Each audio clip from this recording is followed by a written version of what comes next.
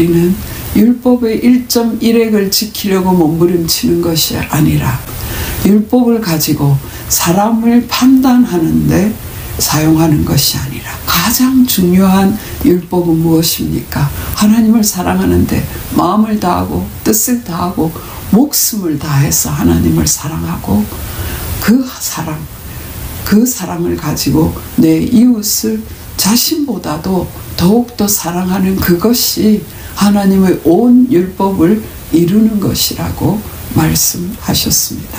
그래서 우리는 사람을 판단하는 자로 살지 않고 예수님의 생명의 떡, 예수님의 말씀을 먹는 우리들은 사람을 외모로 판단하는 자가 아니라 하나님이 기뻐하시는 공의, 긍휼과 주는 믿음을 가지고 많은 영혼 주께로 돌아오게 하는데 쓰임받기를 소원합니다. 어저께 말씀은 예수님께서 초막절인데 유대에 올라가시지 않고 하나님의 때를 기다리고 계셨다라는 말씀이었습니다. 그럴 때 형제들은 그 의도를 알지 못하고 예수님을 구세주로 믿지 않기 때문에 자기들 생각대로 빨리 올라가서 왜 여기 숨어서 이러고 있느냐고 정말 그 많은 사람이 모인 앞에 가서 말씀을 전하고 기적을 베풀고 하면 당장 당신이 구세주인 게 드러나지 않겠냐라는 그런 빈정되는 것 같은 그런 말을 했었습니다.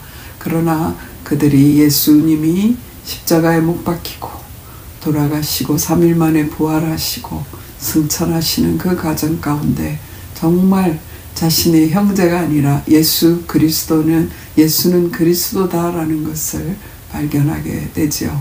그래서 사도행전 1장에서 전심으로 기도하는 그 무리 속에 형제들도 있게 됩니다. 그리고 그들은 예수님의 참된 제자로서 예루살렘 교회의 지도자로서 순교자로서의 삶을 살게 되는 그러한 것을 보았습니다. 성령이 임하셔서 성령께서 예수께서 그리스도이신 것을 우리에게 나타나시면 우리의 삶은 변화되게 될 것을 믿습니다. 예수님께서는 정말 하나님의 때를 기다려서 명절 중간에 예루살렘에 올라가셨습니다. 그래서 가만히 올라가셨지만 은밀하게 올라가셨지만 가셔서는 성전에 서셔서 가르치셨어요. 유대인들도 처음에는 예수님이 오면 어떻게 빨리 잡아서 은중들이 그를 따르지 못하게 하려는 그런 계책들이 있었겠죠. 그런데 처음에 보이지 않다가 명절 중간에 예수님이 오셔서 숨어있지 않고 당당하게 말씀을 가르칠 때에 내용에 놀라고 예수님이 하시는 모든 것에 놀랐다라는 것을 15절에 말씀하고 있습니다. 유대인들이 놀랍게 여겨 이르되 이 사람은 배우지 아니하였거늘 어떻게 그를 아느냐라고 말했어요. 글도 알지 못할 텐데 그는 유대인들은 이제 우리가 사도 바울이 가마리엘 문화생인 것을 알지 않습니까? 그것처럼 어떤 학파에서 배운 랍비들만이 성경을 가르쳤어요. 율법학자, 서기관, 바리새인 그들은 어느 학파에 속해 있는 것이 굉장한 금지였습니다.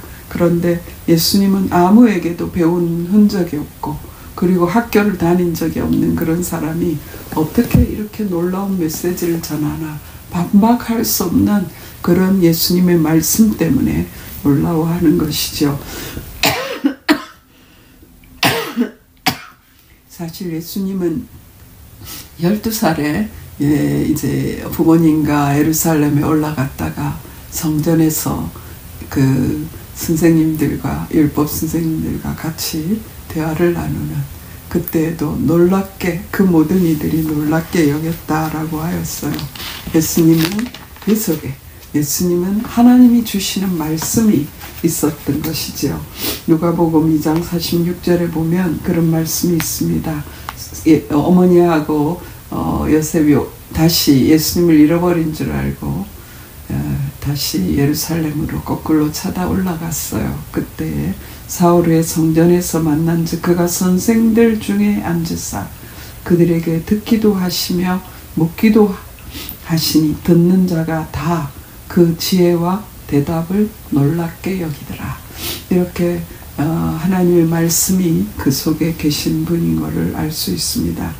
그래서 지금 유대인들이 굉장하게 놀랄 때에 예수님께서 말씀하십니다. 놀랄 것이 아니다. 나는 내가 배운 거, 내가 이 땅에서 경험한 거, 그런 것을 말하는 것이 아니라 내 교훈은 내 것이 아니요 나를 보내신 이의 것이다 라고 말하고 있습니다. 하나님께서 나에게 주셨고 하나님이 하시는 말씀이다 라는 것을 말하고 있죠. 그래서 사람이 하나님의 뜻을 행하려 하면 이 교훈이 하나님께로부터 왔는지 내가 스스로 말함인지 알리라. 예수님이 하신 말씀들을 정말 묵상해서 해보면 이 말씀은 또 그 말씀을 지키려고 하면 이 말씀은 정말 하나님의 뜻이구나 하는 것을 알게 된다라는 것이지요. 그리고 예수님이 하신 말씀은 곧 하나님의 말씀이구나 라는 것을 알게 된다라고 말하고 있습니다. 스스로 말하는 자는 자기 영광만 구하되 보내신 이의 영광을 구하는 자는 참되니 그 속에 불의가 없느니라. 나를 나타내고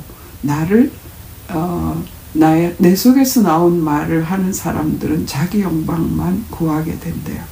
그렇게 하면 자기 영광을 구하는 사람들은요, 그 열매를 보면 알게 되지요.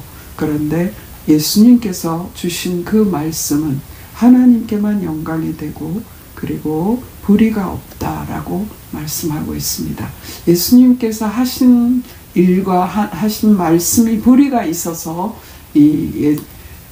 유대인들이 죽이려고 한 것이 아니지 않습니까? 자기보다 더 옳기 때문에, 자기보다 더 인기가 있기 때문에, 또 자신들이 하나님 앞에 죄인인 것을 지적하기 때문에, 자신의 모습이 들키기 때문에 그 예수님을 죽이려고 하는 것이죠. 19절 말씀에 보면 모세가 너희에게 율법을 주지 아니하였느냐? 너희 중에 율법을 지키는 자가 없도다. 너희가 어찌하여 나를 죽이려 하느냐? 이 지금 듣고 있는 사람들은 율법의 대가들이었죠. 그런데 율법을 제일 잘 지킨다라고 생각했어요. 그래서 정말 옷을 입어도, 옷에 술을 하나 달아도 그것도 전부 율법에 준해서 했어요. 그런가 하면 일주일에 한 번씩 금식하고 이렇게 해당해서 가르치고 하는 모든 일들이 율법에 준해서 하느라고 한 행동들이었습니다. 율법을 정말 잘 지키려고 10계명을 받았는데 619개의 그러한 조항으로 조각조각 나누어서 철저하게 지키려고 했고요. 그리고 안식일의 법도 안식일에 하지 말아야 될 법 자체가 39가지나 된다고 해요.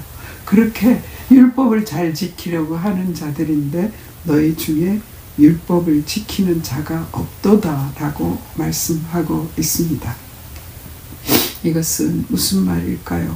하나님의 율법을 왜 주셨는지 그것을 알지 못하고 정의와 국률과 믿음을 버렸기 때문입니다.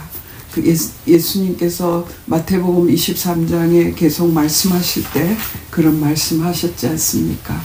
외식하는 이 서기관들과 바리새인들을 향하여서 그렇게 말씀하시면서 너희들은 율법을 지킨다고 하면서 정말 하나님이 원하시는 정의와 국률과 믿음을 버렸다. 박하와 근체의 11조는 드리면서 정말 그 제소의 11조까지 계산해서 쌀알을 세서 거기에서 11조를 뗄 만큼 정확하게 11조를 해야 된다라고 할 정도의 그런 율법을 지킨다고 하면서 사실은 하나님이 주신 정의도 버리고 사람을 사랑하는 국률도 버리고 하나님이 보낸 선지자들도 죽이고 그러한 그 정의와 국률과 믿음을 버린 그런 자들이기 때문에 너희들에게는 화가 있을 수밖에 없다. 이런 말씀을 예수님께서 하셨습니다. 그래서 율법을 정말 지키려고 하고 참되신 하나님의 원하심을 안다면 너희는 내가 하는 말이 내게서 온 것이 아니라 하나님으로부터 왔다라는 것을 알게 될 것이라고 말씀하시는 것입니다. 그리고 예수님을 죽일 자라고 생각하겠느냐?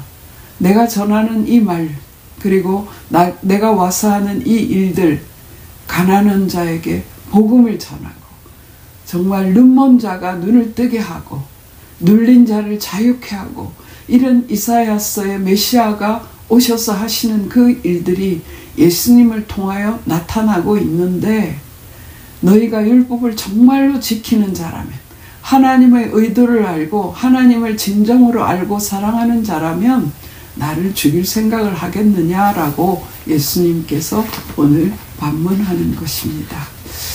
유대인들은 정말 예수님을 죽일 생각을 하는 것은 자신들보다 예수님이 더 옳기 때문이었죠. 근데 20절에 보니까 무리가 대답하되 당신은 귀신이 들렸도다. 누가 당신을 죽이려 하나이까? 라고 말해요. 죽인다라고 공공연하게 떠들지는 않았지요. 그러나 이들의 속에 내면이 들킨 것이에요. 우리가 누가 내 마음을 이렇게 전곡을 찌르면 와, 귀신같이 안 해? 이렇게 말할 때가 있지 않습니까? 그런 예전에 갑자기 생각나는 친구가 있습니다. 신학교 동창생이었는데요.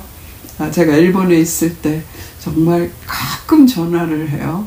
근데 그 친구가 그래, 너는 귀신같이 어떻게 내 어려울 때를 알고 나한테 전화를 하냐, 이렇게 이야기를 하는 거예요. 그래서 내가 야, 귀신이 뭐야, 성령의 인도지, 제가 그런 말을 한 적이 있습니다. 그런데 여기에 정말 우리 이 유대인들이 38년 된 그 환자를 고쳤을 때, 그가 그 침상을 들고 안식일에 걸어갈 때 누가 너에게 이런 것을 시켰냐? 나를 살리시니가, 나를 고치시니가 나를 침상을 들고 가라고 했다. 그런데 그 사람이 누군지 몰랐어요, 처음에. 근데 예수님인 것을 알고 너가 더 큰 병이 생기지 않기 위해 죄를 범하지 말라는 말을 들을 때에 그 사람이 유대 당국자들에게 가서 알렸어요. 나를 고친 자는 예수라고. 그럴 때부터 박해가 시작되고 그때 예수님을 죽일 생각을 그들이 하게 되는 것이죠. 그래서 그 생각조차, 의도조차 아시는 예수님께서 너희가 어찌하여 나를 죽이려 하느냐? 너희가 하나님의 뜻, 율법을 진정으로 안다면, 모세를 안다면 어떻게 이렇게 나를 죽이려고 하겠느냐라고 의도를 찔렀습니다. 그럴 때에 당신은 귀신이 들렸도다. 누가 당신을 죽이려 하나이까? 이렇게 반문합니다. 그러니까 예수님께서 다시 한번 지금 이 일이 일어난 우리 요한복음 5장에서 이제 38년 된 환자를 고쳤는데요. 지금 6장의 귀한 말씀, 오병이어의 역사, 지금 이 7장에 들어온 이 귀한 말씀, 그 전체의 배경에 바로 그 사건이 있었던 것이지요. 그래서 21절에 다시 말합니다. 예수께서 대답하여 이르시되 내가 한 가지 일을 행하매 너희가 다 이로 말미암아 이상히 여기는도다. 내가 한 가지 일, 그것은 바로 38년 된 환자를 고친 그 일이었습니다. 그러면서 예수님께서 다시 한번 말씀을 이제 그들의 생각, 그들의 잘못됨을 지적해 주십니다. 22절에 모세가 너희에게 할례를 행하였으니 그러나 할례는 모세에게서 난 것이 아니요 조상들에게서 난 것이라. 그러므로 너희가 안식일에도 사람에게 할례를 행하느니라. 사실 8일 만에, 난지 8일 만에 할례를 행하려고 하면요, 이제 남자아이들이 태어나면 8일 만에 할례를 행해야 되는데 금요일에 태어나면은요 바로 안식일이 할례해야 될 날이 되는 거예요.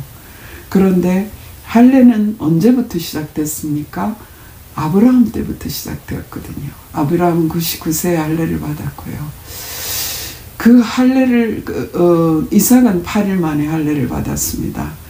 그런 이 아브라함 때부터 시작된 할례, 그리고 모세는 아브라함의 이 아브라함의 자손 아닙니까? 그래서 안식일법과 할례법이 부딪혔어요. 그러면 할례법이 더 우선이 됐어요. 그들이 아브라함을 더 존경한 것이 되겠지요. 할례를 며칠 놓친다고 어떻게 되는 것은 아니에요. 그러나 할례를 우선의 법으로 생각하고 안식일에 위배가 되지만 할례를 행하지 않냐. 근데 그 일은 아이들은 얼마나 하루에도 많이 태어납니까? 그렇다면 안식일을 범하는 일이 얼마나 자주 일어난다는 것이겠어요. 그럼에도 불구하고 할례가 더 중요하다고 생각하니까 너희들이 안식일에도 사람에게 할례를 행하지 않느냐. 그렇다면 너희가 모세의 율법을 범하지 아니하려고 사람이 안식일에도 할례를 받는 일이 있거든 내가 안식일에 사람의 전신을 건전하게 한 것으로 너희가 내게 노여워하느냐. 그렇죠. 38년 동안 하나님의 전에 가지도 못하고 정말 어떻게 살아냈을까요? 그 베데스다 연못에 들어가려고 하는 것조차 도와주는 사람이 없는 그 사람이 어떻게 먹고 살았는지 우리는 알지 못합니다. 그렇게 고통받는 자를 안식일에 그 사람의 전신을 건전하게 해서 그가 침상을 들고 갈 수 있을 정도의 힘이 회복된 완전히 건강하게 된 그런 일을 하셨는데 어떻게 예수님을 죽이려고 하느냐라는 것을 말하고 있습니다. 예수님은 항상 율법의 본질을 말씀하고 있습니다. 그래서 안식일에 이제 손 마른 여인을 고칠 때, 손 마른 자를 고칠 때도 그렇게 하셨죠. 사람들이 야, 저 안식일에 저 사람 고칠까? 라고 쳐다보고 있었지 않습니까? 그때 예수님께서 말씀하셨어요. 그 사람을 중간에 세우시고요. 안식일에 선을 행하는 것과 악을 행하는 것 어떤 것이 옳으냐라고 말했어요. 당연히 선을 행하는 것이지요. 그들의 의도를 너무나 잘 아셨어요. 그래서 안식일에 그 병을 치료하는 것을 알 수 있습니다. 예수님은 안식일은 하나님께서 사람을 위하여 주신 날입니다. 그래서 정말 그런데 이 율법학자들은 하나님의 의도를 알지 못하고 그 안식일을 가지고 그 안식일의 많은 법을 가지고 사람의 행동을 일일이 판단하는데 사용하고 있었어요. 그러면 어떤 면으로 안식일 법, 모세 율법을 가지고 사람을 판단하면요, 모든 사람이 다 걸리는 거예요. 율법에 안 걸릴 사람이 어디 있겠습니까? 모든 사람이 죽일 사람으로 되는 거예요. 그렇죠? 그런 외모로 판단하지 말고 이 자신들이 만든 율법의 조항을 가지고 사람을 판단해서 상처 주고 죽이고 고통받게 하고 그렇게 하는 일을 너희들이 하고 있다는 거예요. 공의롭게 판단하라. 하나님의 공의, 하나님의 공의를 가지고 판단하라 라고 말씀하고 있습니다. 예수님은 안식일의 규례보다 인간의 생명을 더 중하게 하신 것을 알 수 있습니다.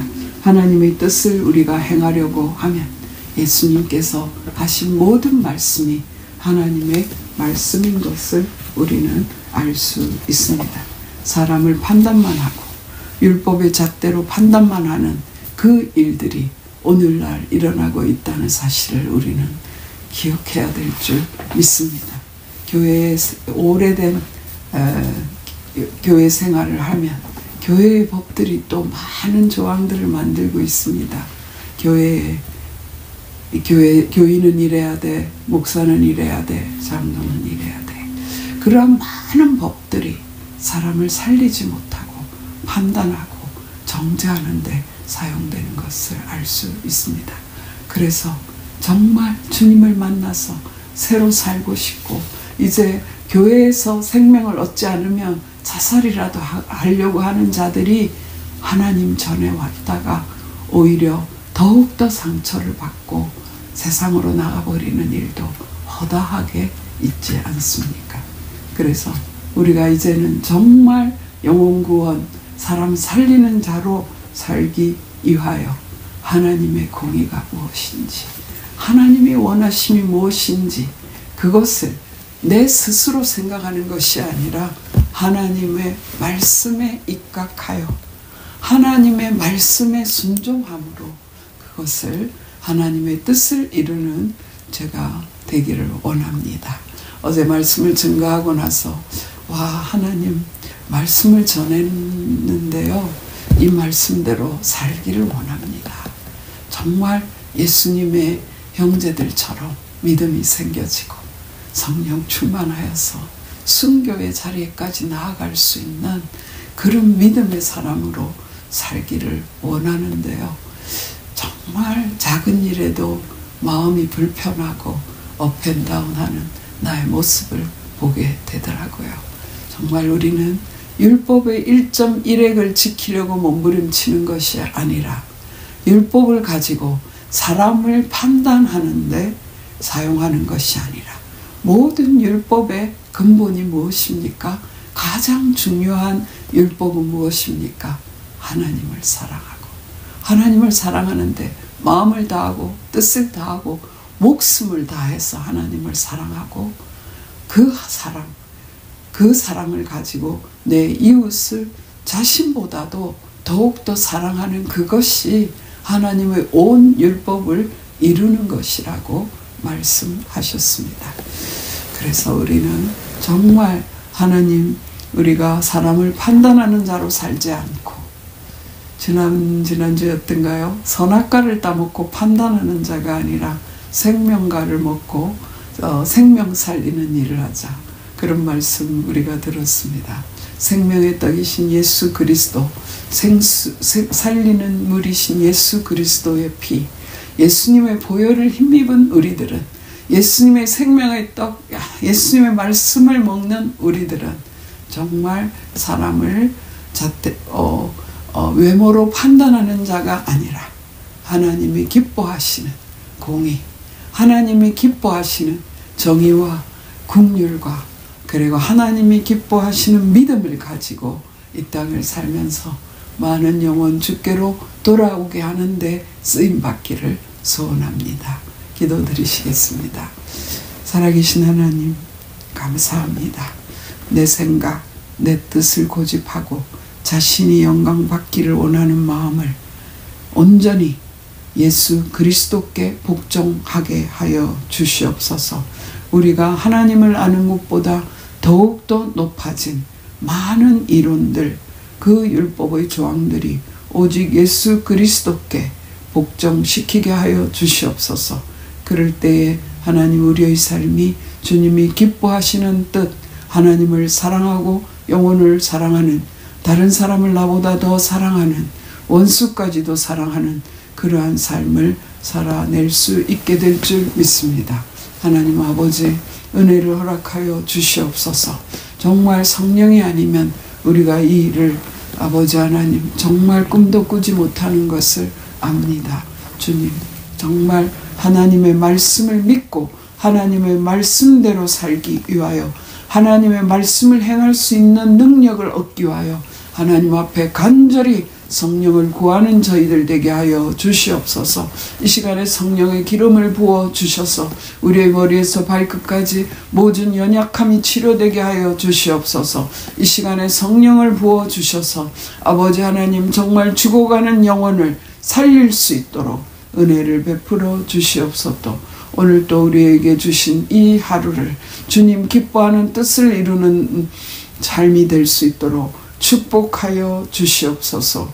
하나님 도와 주시옵소서. 대한민국을 기억하여 주시옵소서.